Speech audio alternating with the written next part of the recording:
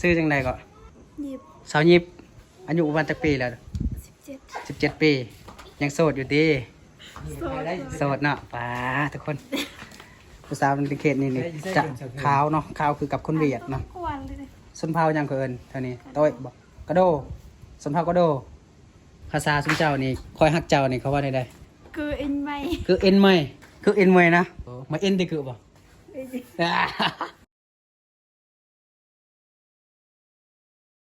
เดี๋ยวแป๊บหนึงก่อนเขาถามอีกก็บ้านยังก็ ตะโลย ตะโลยเนาะบ้านตะโลยทุกคนกว่าสิมาฮอดหมู่บ้านนี้นะโคตรไกลเลยเส้นทางก็ยากหลายเนาะกูสาวบ่หรือว่าเมียเขาเลยนี่ สาว สาวซื้อจังใดก็ซื้อจังใด โสดเราเมียเขา บ่ถามเนาะเฮาบ่ฮู้เนาะถามไปก่อนก็ดีเนาะแม่นบ่ซื้อจังใดก็ ยิบ สาวหยังก็ ยิบ สาวยิบทุกคนจะคล้ายๆกับสาวเวียดนามเนาะเพราะว่าในเขตนี้จะติดกับเวียดนาม อีกไกลบ่ไปเวียดนะ ไม่ได้ฆ่าและกับแม่นั่นเด้อ บ่ประมาณจักลักแต่นี่ไปเวียดบ่ฮู้อ่ะสาวยิบเนาะทุกคนอายุประมาณจักปีแล้วสำนี้นะ 17 17 ปี ยังโสดอยู่ดีแต่ว่ามีผู้บอกผู้บ่าวแล้วบ่ โสด โสดเนาะป้าทุกคน บอกคำหมักแล้วแบบนี้เนาะโอ้เส้นทางนะผมบอกตรงๆว่า น่าจะเป็นคือเขาว่าแหละครั้งแรกและครั้งสุดท้ายแล้วที่จะหอดเมื่อวานนี่นะก็คือจะขึ้นตามภูเขาอีหลีทุกคนเนาะขึ้นตามภูตามพาดแบบสิเป็นภูเขาสูงๆทั้งนั้นเนาะแต่ว่าจะบ่ค่อยได้เห็นวิวปานใดดอก มันสิเป็นแต่เห็นแต่น้ำหมอกเนาะหมอกหลาย มีจะบอกสัญญาณแถวนี้นะ มีสมนเรียน สัญญาณเวียดสัญญาณลาวก็คือบ่มีเลยเนาะ บ่มี บ่มีเลย เฮ้ยสาวยังวะ สาวหมู่บ้านตะโลยนี่งามเลยทุกคนฮะ ไปอยู่ในติ๊กเอาปีกานี้จักสาวยัง กูจักผู้สาวแถวนี้อีกได้ มากับเพิ่นเด้เพิ่นพามาในหมู่บ้านนี่เนาะเพราะว่าเพิ่นมีคนรู้จักแถวนี้เนาะ พรพิม แต่ว่าบ่กล้วยนำบ่ฮู้จักดอกในเขตนี่ใกล้ เทิร์นบ่วะ ทอน ไผสิฮู้เนาะ เทิร์นสาวเทิร์น เอ้ยบ่ฮู้จักผู้สาวอีก ยังบ่ ใกล้หมู่บ้านชุมเจ้านี่หมู่บ้านหยังอีก สมุย สมุยฮะสมุยอีกเลยเมืองสมุยน่ะต่างหากเนาะแต่ว่าใกล้หมู่บ้านเพิ่นก็สมุยอีกโอ้ผู้สาวในเขตนี่จะขาวเนาะขาวคือกับคนเวียดเนาะ กวนเลย เผายังก็แถวนี้นะเผายัง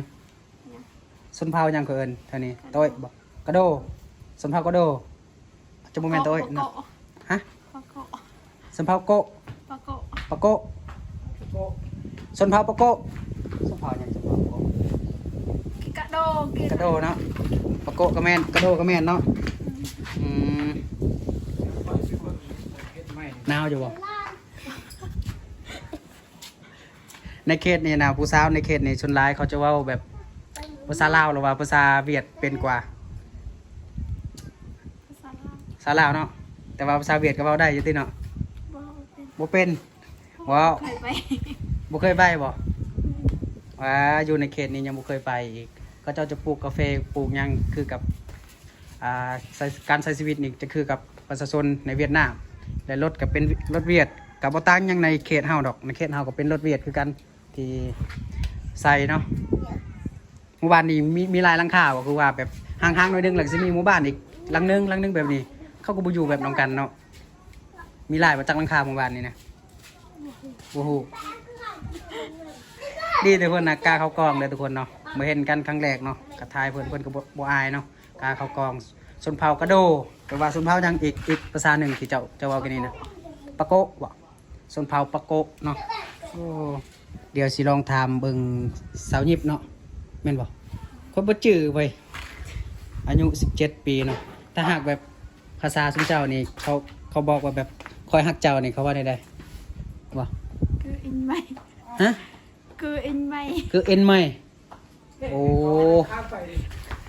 คือเอ็นไหม จะต่างจากภาษาเฮาได้ภาษาเฮาก็คืออาเบิร์นไหมแต่ภาษาเพิ่นนี่คือเอ็นไหมเนาะก็คือคอยมักเจ้าทุกคนคือเอ็นไหมนะ เจอกันมาฮอดที่มักเจ้าเลย เว้าหยอกเพิ่นสิซื้อ ขอสิไปหา เป็นห้านได้ทุกคนห้านขายเครื่องหรือว่าเซเว่นเนาะเซเว่นในเขตนี้ ก็เจ้าจะขายเครื่องบ่หลายหยังดอก เครื่องที่เอามาขายนี่ส่วนหลายจะไปเอาอยู่ไส เวียด อยู่เวียดจะบ่ได้เข้าแบบสมุยเนาะเมืองสมุยแม่นบ่ได้เข้าเนาะ ใกล้เนาะมึงสมุยใกล้เนาะ ไปเอาเครื่องน่ะไปเอาอยู่เวียดเนาะ เวียดใกล้ๆนี่บอกเวียดกับสมุยจะได้ไกลกว่า บ่ฮู้ เวียด เวียดเนาะ อืมก็คือเครื่องที่เขาเอามาขายน่ะก็สิเอามาจากประเทศเวียดไปเลยเด้อทุกคน เดี๋ยวนี้เจอมันก็มาจะเวียดจ้ะ เครื่องก็ประมาณนี้แหละทางได้เฮาบัดนี้ นี่เข้าไปนี่ข้ามเซ่ไป ถามเซไปอีก ลอยน้ำได้ หึ อ้าว เว้าก็ได้เนาะมันคือมืดแต่ว่า มืดเหรอเฮ้ย มาฮอดเพื่อนเพิ่นเดี๋ยวจะอุดหนุนจักหน่อยเนาะเซเว่นก็คือง่ายๆทุกคนเครื่องขายหยังกับบนไลน์ปันได้เนาะอืมเฮ้ยเอาตุกหนึงคือจะหาแบบน้ำวิตามินอีหยังก็จะบ่ค่อยมีเลยจะมีแต่เป็นแบบนี้เนาะเป็นน้ำที่เอามาจากเวียดหมดเลยเนาะที่เขาจะเอามาขายเนาะเพราะว่าจะบ่ค่อยได้ไปเอาเครื่องอยู่ลาวปันใดจะเอาแต่อยู่เวียด เอาให้สาวคนนึง จะเอาให้ผู้สาวเลยเนาะขวดตัวได้นี่ 10,000 10,000กีบหรือ10,000 ดง ดง ดง เก็บก็คือกัน กีบก็คือกัน คนไปเอาเวียดมาเลย มานั่งพักก่อนจักหน่อยนั่งพักนั่งเว้ากับสาวยิบก่อนทุกคนก่อนสิไปหมู่บ้านที่เราจะไปข้ามเซไปอีกบ่หมู่บ้านนะโอ้ต้องข้ามเซไปอีกทุกคนกินคันเป็น นี่นะคอยเลยเสริมกำลังเลย ภาษาชุมเจ้าเอิ้นว่ากินข้าวนี่จังได จะโดย จะโดยโอ้จะโดยก็คือกันเนาะภาษาสมคอยก็จะโดยคือกันได้จ้ะแต่ว่าคือเอาเบิ้นเมยคือเนี่ยได้ปะ เกิดยิด คือยิด แม่น ซ้ำนี่เนาะแม่นปะ คืออินไหม คืออินเมยโอ้ย คอยชื่อได้ชื่อเราสาวยิบได้ คือยิดมาได้ใจอีก สาวยิบแม่นบอก คืออินเมยเนาะโอ้มาอินได้คือปะ เอ้ย เลาะนอง เจอกันแค่นาทีเดียวกะพอจอกกันเลยเนาะหานคามงนี่คือเป็นที่พักใจพักกายเด้อทุกคนไปที่มาจากเมืองสมุยนะมาฮอดหมู่บ้านนี่ต้องได้พักอยู่ห้านนี่ก่อนเนาะเพราะว่ามันไกลกว่าสิมาฮอดหมู่บ้านนี่แหละกว่าสิมาฮอดอยู่นี่เนาะมันไกลแห้งทุกคน อยู่นี่บุมี ต้องได้พักก่อนบ่มีเด้ บุมีบ่เอ็มลอยอยู่นี่มีสมุนมีเนาะ แอมลอยก็คือจะบ่มีจะมีแต่น้ำมาจากเวียดแบบนี้แหละ เอาไว้ใส่อีก อืมแต่ว่าดีอยู่ดอกพักอยู่นี่กับแบบมีผู้สาวงามๆให้ได้เว้านำเนาะ ไปไปพูดจะไหนมาอีก สิไปเลย เอาเครื่องไปไว้ชื่อ ไป โอ้ยใจเย็น เอาเครื่องไปไว้แล้วก็มานี่คือเก่าจะหน่อยเอาก็ต้องได้มานี่ บ่อยากพักอยู่นี่ก่อนนะคอยนะ คอยเห็นผู้สาวแล้วเขาอยากไปทางไหนเลย สาวที่ไปใช่เพื่อนเขาอยู่นี่ บอกคอยสิเว่ากับผู้สาวอยู่นี่นะ เอาครับเพื่อน ยังเฮียนอยู่บ่ฮะ เฮียน มอใดเลย มอง มหกอีกปีหนึ่งก็สิจบมเจ็ดจบมเจ็ดแล้วสิไปเฮียนต่อเดี๋ยวว่าสิเป็นประชาชนต่อ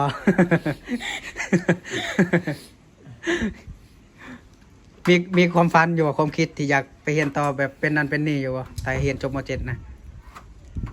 เพิ่นมาเอา เป็นแพทย์ อันเลิกอ่ะ น้องอยาก เจ้าจะเว้าภาษาเจ้านะคอยบ่ฮู้อีหลีเลย จังสีได้ปัวหัวใจ มีหยังแบบอยากเป็นหยังบ่โอ้ยว่าคำเนาะ เอาเขารู้จักภาษากันเขาก็ลงกันเนาะ อยากเป็นหยังเป็นประชาชนต่อ แม่น ของพันจะเป็นยังเฮ้ย ก็คือบ่มีความฝันอย่างดอกเพราะว่าในเขตมันยากเนาะบ่แม่นเรื่องง่ายๆได้เรียนจบก็พอแล้วพอได้อ่านเป็นเขียนได้เนาะ คันมีเงินบ่หลายหน้าตางามๆเนี่ยได้เป็น เพราะถึกใจบ่คำบ่ ได้เป็นอันนั้นบ่ได้เป็นแพทย์ได้เป็นเมียก็เยอะ เฮ้ยเป็นแพทย์ เจ้าหันกล้องมาเป็นแม่โอ้ยทำตะค่อยนี่ไม่เอฟซียกเลิกติดตาม ทุกคนผู้สาวในหมู่บ้านนี่หลายเนาะอุ้ยยังบ่ฮู้บ่แม่นสิหลายกว่าผู้สาวในหมู่บ้านนี่งามข่อยสิเว้านะ โอ้ยเจ้ายังบ่เห็นสาวเทิร์น ผู้สาวในหมู่บ้านนี่งามเลยทุก สำ ค คัญ น เลยเขางามสำคัญเลย บ่หมู่บ้านนี่คือกันบ่ฮู้ บ้านตังกวนจังหวะนี่ก็ ตังกวนเนาะลายบอกผู้สาวนุ่งบันนี่ เลยพา แต่ว่า พาไปหาเลยเด้อให้พี่ชาวพาไปหาพี่ชาว ถ้ากันก็บ่เอาซวยเนี่ย ฮะ บ่ถ้าหากว่าแบบเฮาสิมาล่มแบบกลางคืนนี่มาล่มเจ้านี่ก็มาได้บ่เนี่ยได้เนาะเจะนอนอยู่ไสอยู่ดินอนในห้องบ่นอนผู้เดียวติยานว่ามีหมู่แบบมีหมู่มีครูมานอนนำบ่มีเนาะบ่มีเนาะทุกคน บอกว่า พี่ลุงเขาไม่เอ่ยเปล่า ได้ติเนาะมาล่มมาลินไอ้หยังนี่ก็เคยมีอยู่บ่ผู้บ่าวมาล่มกลางคืนนะเคยอยู่เนาะโอ้ว้าวก็ค่อยๆนึงทุกคนบ่แม่นผู้บ่าวจะตี้ ผมแม่ ยันว่าผู้บ่าวเจ้าก็บ่กล้ามาดอก เพราะว่า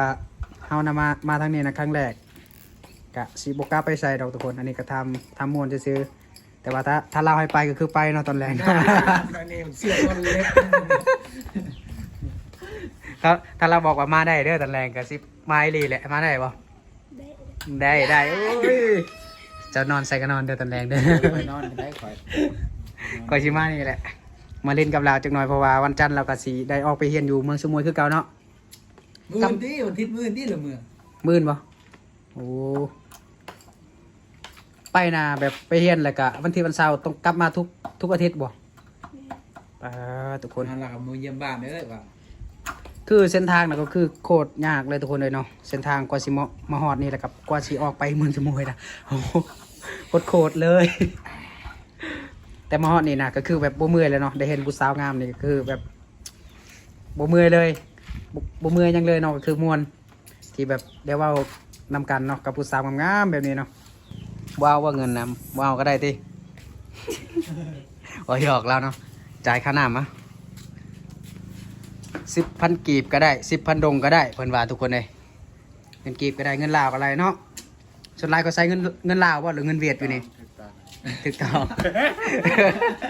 ไอ้เจ๊ไอ้กล้าไปได้ผมอีก เอาตาเงินทอนจักหน่อย โอ้ได้แค่ลาผมไปโอ้ ภาษาเวียดนะฮู้บ่ ผมได้ อ้าว ชาลาผมได้ผมโอ้โห สาเราไปได้เนาะ บ่ บ่ ป้ามัดผมแล้วงามกว่าเก่าอีกเนาะมัดผมนะจุงบ่จื้อทุกคนเลย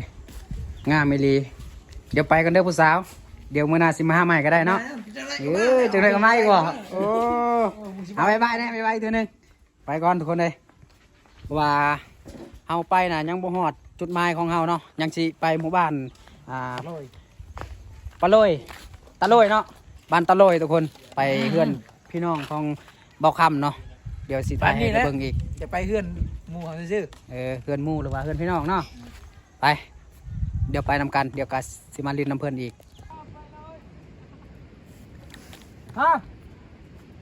อันนี้คือหมู่บ้านที่เราจะไปได้อทุกคน ไปซื้อบัตรเชิญ บัตรเติม ซื้อบัตรไปแหละ หมู่บ้านที่เราจะไปได้อทุกคน โอ้ยให้เขา ต้องข้ามน้ำไปอีกเนาะ ให้ก็ได้ ข้ามน้ำไปอีกเนาะทุกคนหมู่บ้านที่เราจะไป แต่ว่า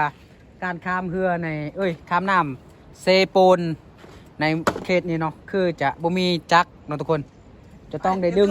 ดึงเสือกนี่เด้ยังเขามัดอยู่นี่นี่ต้องดึงเสือกไปเนาะอันนี้เป็นครั้งแรกในชีวิตของบ่โกยเลยที่มาในเขตนี้ทุกคน ค่อยกับเอ็นดี้ตัวนั้น บ่ เพื่อนี่อยู่พักพุ่นเนาะเข้าไปอยู่พันนี้ บ่ต้องท่าคนแบบผู้ทางพุ่นน่ะอยากข้ามมาทางนี้เนาะก็ต้องได้ท่าคนมาก็ได้ทุกคน เขาลอยไป จากทางนี้ หนาว แล้ว นี่ ก็ ลอยไป ดึงเรือนี่ไปฮอดพุ่นแล้วก็จังข้ามมาได้เนาะไป เบิ้งทางเขาไป ทางพุ่นทางที่เฮามาเนาะนี่ก็คือ คูดรถด้วย เรือเว้ย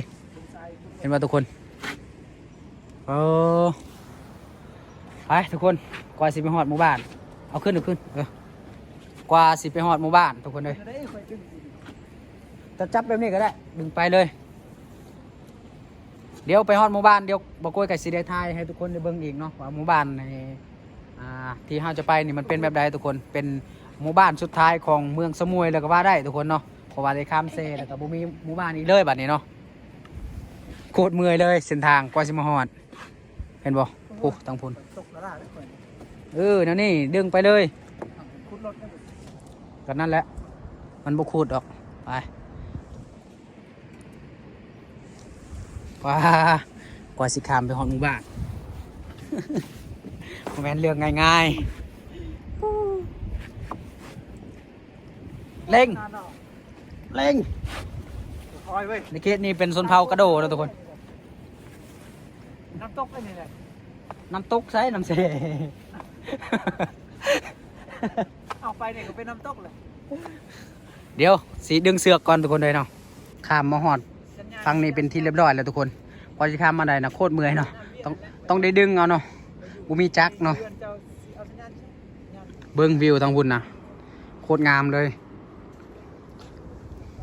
ได้บ่ได้ป่ะปลานะอ่ะบูมี่คนว่านี่แหละเอาสิไปเพื่อนของเพื่อนนี่แหละในมือนี่ ไปดิสองบกยมักเลาะคุยคนมักเลาะคุยคนมักเลาะ คุยคนมักเลาะ แมน โอ้ผู้ติดตามเท่าไรเลย 1,500 1,500เนาะโอ้โหมาเพื่อนเพื่อนนี่แหละทุกคนยูทูบเบอร์เผากระโดเนาะ แมน เผากระโดไปกันต่อ ไปหากินได้ไล่ ไปกันต่อทุกคนซิกเบ็ดตึกเบ็ด เดียวกันเนาะ ไปทางคุณแหละคือหมู่บ้านของเพื่อนไปกันต่อเลยทุกคนตอนนี้นะมาฮอดหมู่บ้านตะโลยเป็นที่เรียบร้อยแล้วเนาะขึ้นมาที่เฮือนแล้วกาซีพากันนั่งพักอยู่นี่แหละเบิ้งอากาศน่าเสียเบิ้งก่อนโคตรหนาวเลยพวกทางพุ่นก็ห้องเพลงอยู่อากาศน่ะโคตรหนาวเลยลมแห้งขนาดเนาะเป็นหมู่บ้านที่ต้องได้ข้ามน้ำเซมาอีกกว่าสิมาฮอดหมู่บ้านนี่เป็นหมู่บ้านสุดท้ายเลยทุกคนของเมืองสมุยเผากาโดเนาะทุกคนเนาะโอเคทุกคนเดี๋ยวสิพักผ่อนกันเนาะพักผ่อนแล้วก็